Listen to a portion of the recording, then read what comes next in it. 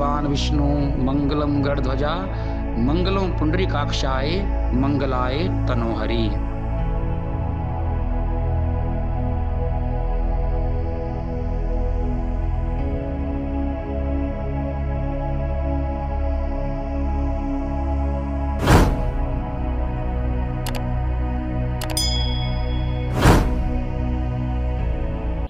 भाइयों और ज्योतिष प्रेमियों, आज मैं सूर्य शास्त्र के बारे में बताने वाला हूँ। मेरा माध्यम होगा लाल किताब।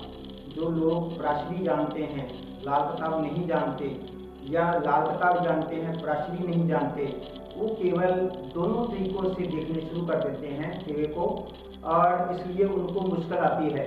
कभी वो प्राशरी के माध्यम से देखेंगे, कभी वो लाल किताब के माध्यम से देखेंगे। मैं उन सभी ज्योतिषी लोगों से प्रार्थना करता हूं कि आप सेवा जब देखना है लाल किताब के माध्यम से, तो केवल लाल किताब का माध्यम ही चुनें। तो मेरी प्रार्थना है, जो लोग लाल किताब के बारे में पूर्ण रूप से जो लाल किताब है 52 48 वो नहीं पढ़ते, उनके जो कविताएं हैं, जो दोहे हैं कविताओं के, वो नहीं जानते, वो केवल छोटी छोटी पुस्तकें पढ़कर उनके माध्यम से लोगों को उपाय बताते हैं, तो कभी उनको एक 2-4 जोशी इकट्ठे कर लें, या अगर 2-4 जोशी इकट्ठे कर लें तो उनके उपाय कराने का तरीका भी अलग अलग होगा और विचारधारा भी अलग अलग होगी। क्यों होगी? क्योंकि उन्होंने असली लाल किताबें नहीं पढ़ी।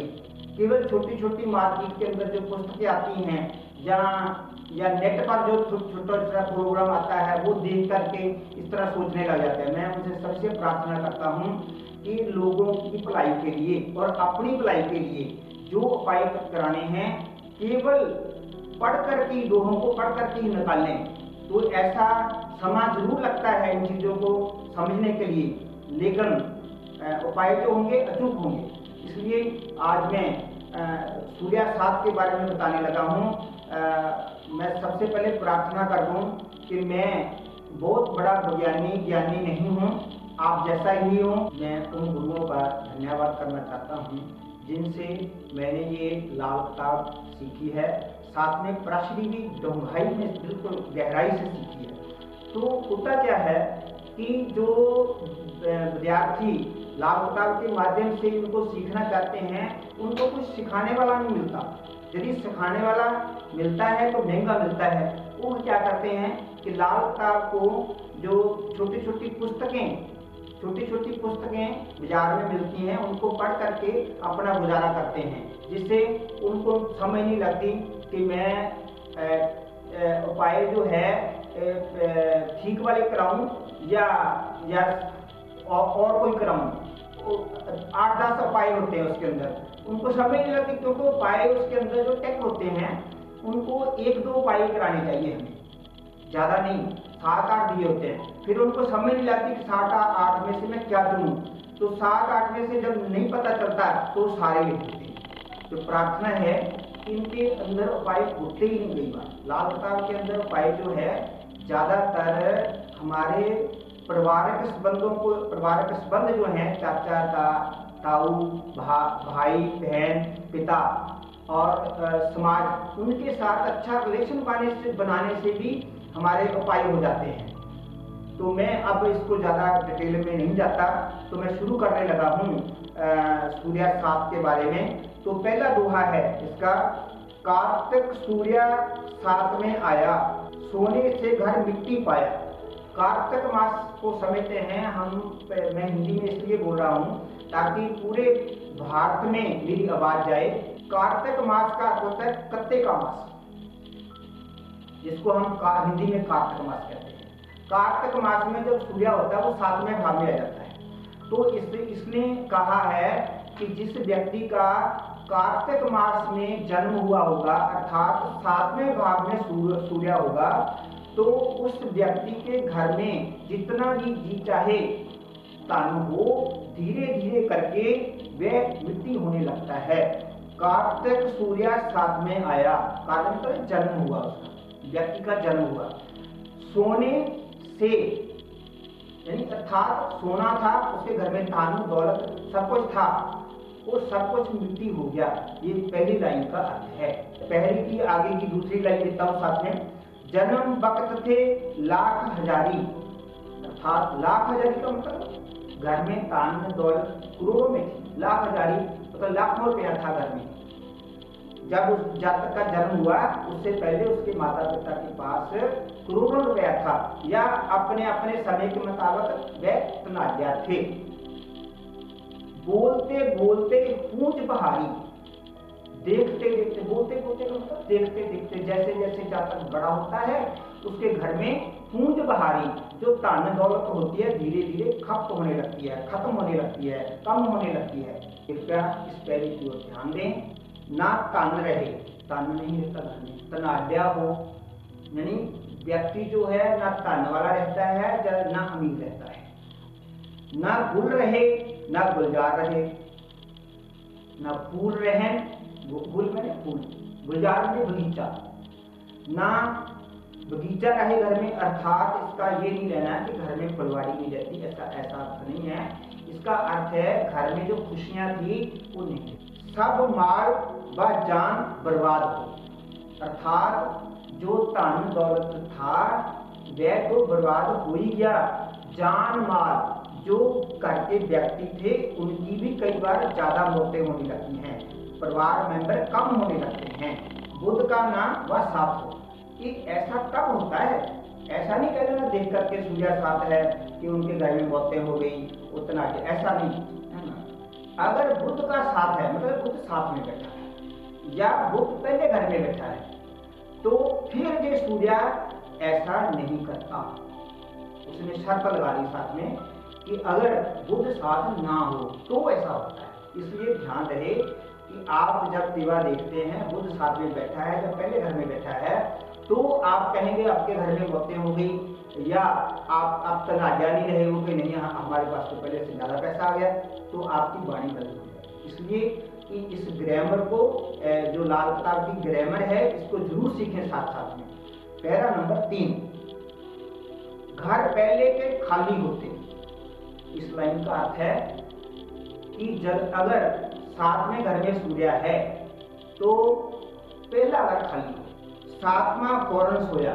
तो लाल किताब के मुताबिक जो एक घर में ग्रह हो और एक में ना हो तो जिसमें ग्रह होता है वो सोया माना जाता है, अर्थात वो अपना वर्क नहीं करता। ऐसा नहीं है, वह अपने घर तक ही सीमित रहता है, ये इसका अर्थ है। और साथ में घर का सूर्य साथ में घर तक ही सीमित रहेगा, सोया माना जाता है, क्योंकि उसको जगाने वाला पहला घर है। पहले घर में कोई ग्रह होगा तो वो जाग जाएगा, यानी बाकी घरों पर भी असर करेगा। अगर वो सोया है तो साथ में घर के अंतर्गत ही अपना प्रभाव देगा, ये इसका अर्थ है, आगे नहीं बढ़ेगा। उसी ही सूर्य निकले उस दिन से ये सूर्य अच्छा फल देने लगता है उस वर्ष। यानी कहते लाल किताब के अंदर सबसे महत्वपूर्ण बात है वर्ष फल। कौन से वर्ष में सूर्य जो 8वें घर का सूर्य ज्यादा अच्छा काम करेगा, वो कब करेगा, कहता है 8 जब दूजे होया। 8 के 8वें घर में जो बैठा ग्रह है जब वह दूसरे आएगा, कब आएगा, वो कौन से वर्ष में आएगा। ये जो वर्ष फल के गणित है उसके अंदर लिखा हुआ है कि आपको कौन सा वर्ष चल रहा है। देखिए 8वें घर का जो ग्रह है वो कौन से साल में पता चल जाता है, ग्रह देख करके चार्ट होता है उससे देखकर पता चल जाता है। तो जब 8वें घर का कोई ग्रह जो दूसरे आएगा तो उस समय ये सूर्य जो है बुरा फल नहीं देगा, उस वर्ष नहीं देगा। पैरा नंबर 4, जबान नरम हाकम। हाकम का अर्थ था अफसर। अगर सूर्य साथ वाला व्यक्ति किसी नौकरी पेशे में अफसर है और नर्म स्वभाव का है तो बात नहीं बनेगी, सूर्य साथ उसको ज्यादा खराब करेगा। व्यापारी हो जलता मतलब गुस्से वाला। अगर व्यापार करता है और वह व्यक्ति हर समय गुस्से में बोलता है अपने ग्राहक के साथ, तो ऐसे व्यक्ति को जो व्यापार में गुस्से में बोलता है और हाकम हो तो नरम होता है, तो ऐसे लोगों को जमाना अपने पैरों के नीचे रोक देता है। अर्थात कमाल का अर्थ है ऐसा व्यक्ति क्यों नहीं रोंदा जाता अपने जमाने के पैरों के नीचे, अर्थात दुनिया उसकी कदर नहीं करती, उसका व्यापार नहीं चलता, उसके जो नौकरी पेशा है वो ठीक तरीके से नहीं चलता। ये इसका अर्थ है। आगे पैरा नंबर 5, नीच सूर्या हो न दुनिया, माया जर परवार हो, गुजरते वक्त आजू अपनी, खिले माया जर से वह। इसका अर्थ है कि सूर्या नीच हो, नीच सूर्या हो ना दुनिया। तो दुनिया जो समाज है जिसका सूर्या नीच होता है, सूर्य जो है दो चीजों को रिप्रेजेंट करता है। एक तो रिप्रेजेंट करता है पिता को, दूसरा करता है समाज के अंदर जो हमारी शोध है उसको रिप्रेजेंट करता है। आगे और भी रिप्रेजेंट करता है, मैं उसको बताना नहीं चाहता, कई बातों को रिप्रेजेंट करता है। आत्मा को जैसे रिप्रेजेंट करता है, चेहरा जो दगदग करता है उसको रिप्रेजेंट करता है। दुनिया नीच सूर्या हो न दुनिया, उस व्यक्ति के लिए दुनिया नहीं होती, अर्थात दुनिया उसकी कदर नहीं करती। माया जल प्रवाह हो, माया में धन दौलत जायदाद, जल में नहीं धन होता है, ऐसे व्यक्ति के पास ना ठीक तरीके से सुखी परिवार होता है ना धन दौलत होता है। लेकिन वो कहता है साथ में कि जब ये सूर्य साथ सदा मंदा नहीं रहता, याद रखने की बात। जैसे गुजरते बद आयु अपनी, सूर्य लाल किताब के अंदर सूर्य की आयु 22 वर्ष बताई गई है। गुजरते बद आयु अपनी मतलब बद आयु मतलब जो बुरा सूर्य है उसको गुजरते मतलब 22 साल के बाद फिर जो बुरा असर नहीं करता। 7वें घर में सूर्य हो फिर भी असर बुरा नहीं करता। 22 वर्ष बीतने के बाद यही जो सूर्य है खिले माया जर में है, खिले खिले मतलब वो धन दौलत के अंदर व्यक्ति खिलता है और उसके पास जमीन जायदाद परिवार होने लगता है। मैंने 22 साल पहले कठिनाई से गुजरते हैं, ये इसका अर्थ है। पैरा नंबर 6, बुध गुरु या शुक्र उमदा, 2 पला 3 5 जो।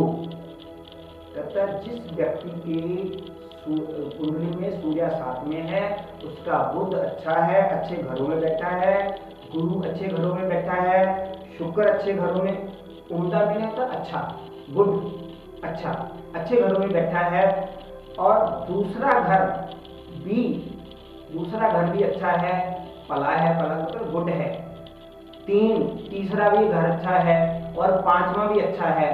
उन पर अच्छे ग्रहों की दृष्टि है। जब उन घरों में अच्छे ग्रह बैठे हैं तो क्या होगा फिर, रिजिक बाहर उम्र सारी, ऐसे व्यक्ति को विदेश जाना पड़ता है। सारी रिजिक, ऐसे व्यक्ति का जो रिजिक होता है अर्थात धन दौलत होती है, खान पान होता है, जो उसकी लाइफ में कुदरत ने लिख दिया है, वह सारी उम्र विदेशों में रहता है। ये इसका अर्थ है। रिजिक धन दौलत बाहर मतलब विदेशों में, उम्र सारी उम्र बाहर उसकी बीतती है, विदेशों में बीतती है, समुद्र के पार बीतती है। मौत आखिर घर में हो, ऐसे व्यक्ति की चाहे वो सारी उम्र विदेशों में रहे लेकिन आखिरी समय में वह उसकी मृत्यु अपने घर में होगी। ये इसकी 7वें सूर्य वाले की शर्त है। पैरा नंबर 7, गुरु चंद्र या मंगल दूजे, वजीर बुलंदी बनता हो। सूर्य 7 में है और गुरु चंद्र या मंगल, इनमें से कोई एक या 2 ग्रह दूसरे घर में है। सूर्य 7 में हो, गुरु चंद्र और मंगल में से कोई एक ग्रह हो या तीनों हो या कोई दो हो, तो ऐसा व्यक्ति जो है वजीर बुलंदी बनता हो, दूसरों को अच्छा सलाह देने वाला होता है। वजीर मैंने कहा मंत्री, मतलब राजा का मंत्री होता है। अर्थात राजा का मंत्री होने का मतलब है वो ऐसा जैसे वकील होते हैं, सलाहकार होते हैं, इस तरह से वो उनकी लोग राय मानेंगे। ये कहने का शत्रु मगर जब घर को बैठे। शत्रु कौन है? सूर्य के शत्रु कौन है? शत्रु है राहु केतु और शनि। राहु स्वभाव का। अगर इनमें से कोई ग्रह दूसरे घर में बैठ जाए तो उस समय क्या होता है? सात पराई ममता। जातक का गृहस्थ जीवन अच्छा नहीं होता, अर्थात उसके साथ कोई ना कोई जिम्मेवारी साथ में और बढ़ जाती है। जैसे मैं आपको उदाहरण देता हूँ, फिर आप समझ जाएंगे। परिवार बड़ा है, इकट्ठे रहते हैं, कोई भाई उनमें से बड़ा या छोटा गुजर गया तो उसके परिवार की जिम्मेवारी इसके ऊपर आ जाती है, पराई ममता ऊपर आ जाती है, अर्थात कोई ना कोई इसकी जिम्मेवारी ऊपर आ जाती है, जिससे इसके परिवार के अंदर, अपने परिवार के अंदर लड़ाई झगड़ा पैदा हो जाता है। ये इसका अर्थ है। पैरा नंबर 8, गुरु शुक्र या पापी राजा। गुरु शुक्र या पापी राजा। पापी राजा का मतलब है राहु केतु और शनि। राहु स्वभाव का जब लगन में हो, राजा का अर्थ होता है गद्दी पर। पहले घर को गद्दी कहा गया है। जैसे आपके घरों में जो बैठने वाली जगह है, यानी जहां आप जो मेहमान आते हैं, जहां बैठ करके रिस्पेक्ट करते हैं लोगों की, उनकी बात सुनते हैं, कोई तख्त पोष पर या किसी कुर्सी पर बैठ करके या दफ्तर में, वह पहला उसको राजगद्दी बोलते हैं। इनमें से कोई ग्रह हो, इन शत्रु ग्रहों में से कोई ग्रह लगन में बैठा हो और सूर्य साथ में हो तो उस समय क्या होता है? जुदा हुआ बुध नष्टी हो और बुध इसके साथ ना बैठा। और नष्टी हो का अर्थ है बुध की पोजीशन कुंडली में अच्छी ना हो, अर्थात जैसे तीसरे घर में हो, 8वें घर में हो, 12वें घर में हो, बुध नष्ट हो, अर्थात बुध के अंदर जो है अच्छा पन ना हो बुध के अंदर, तब मौत तारे घर एकदम इतना। घर के अंदर इतनी ज्यादा मौतें होती हैं, इतनी ज्यादा मौतें होने लगती, टर्म बाई टर्म, अर्थात परिवार घटने लगता है। जहां तक उसने लिखा है मिले कफन न दफनी।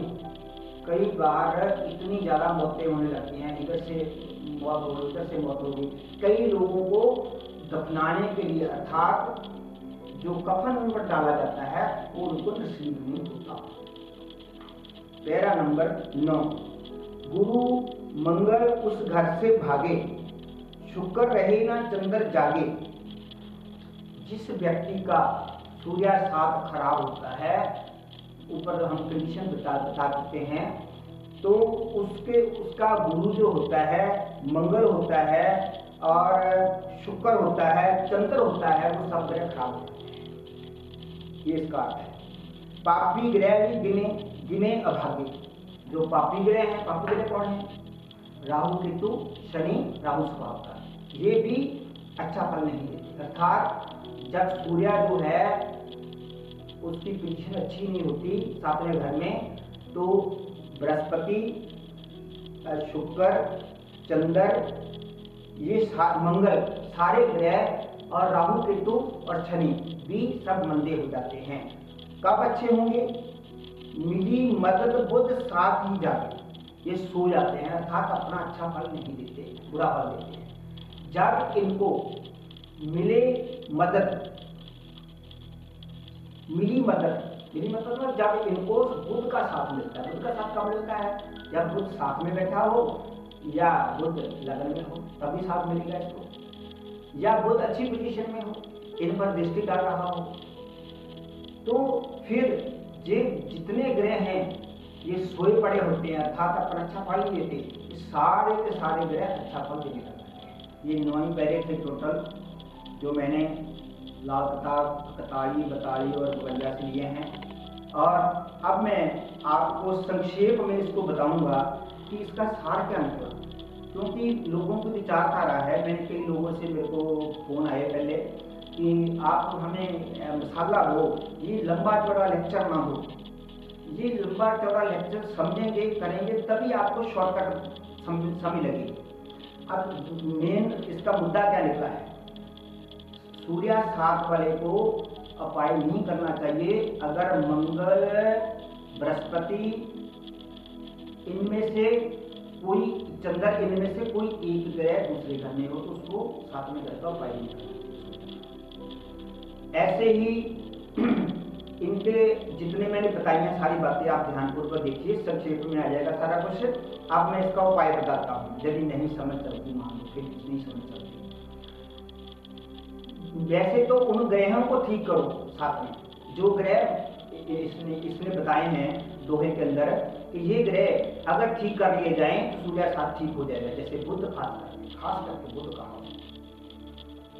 अब इसका मेन उपाय है कि 7 तांबे के चौरस टुकड़े लेकर रविवार के दिन रात को सराहने रख करके, रविवार के दिन उसको किसी घास वाली जगह पर बरामदे में दबाएं और पानी जो सराहने साथ में ढक कर रखना है उसको किसी ऐसी जगह पर गिराएं जहाँ किसी दूसरे व्यक्ति के पैर के नीचे ना आए। वृक्ष को डाल दें, फूलों को डाल दें, पीपल पर डाल दें। रविवार को पानी पीपल को नहीं दिया जाता, इसलिए ध्यान रखें। उस तरह किसी और वृक्ष को डाल दें। अब मैं जिन लोगों की मदद से ये इनको पढ़ना सीखा है उनका मैं जरूर धन्यवाद करना चाहता हूँ, उन गुरु लोगों का। जैसे उमेश शर्मा जी दिल्ली वाले, सुरेश सत्रा जी लुधियाने वाले, विशाल गांधी जी लुधियाने वाले, ऋषभ देव शास्त्री जी लुधियाने वाले, बिट्टू जी जलंधर वाले, शेखरी जी, ब्रजमोहन शेखरी जी, उनके पास बहुत अच्छा ज्ञान है और वह भी बहुत अच्छे विद्वान हैं। उनसे मैं प्रार्थना करता हूँ कि लोगों को इसका और विस्तार कराएं, इसका आप ऐसा जो ज्ञान देते रहते हैं और दें। धन्यवाद।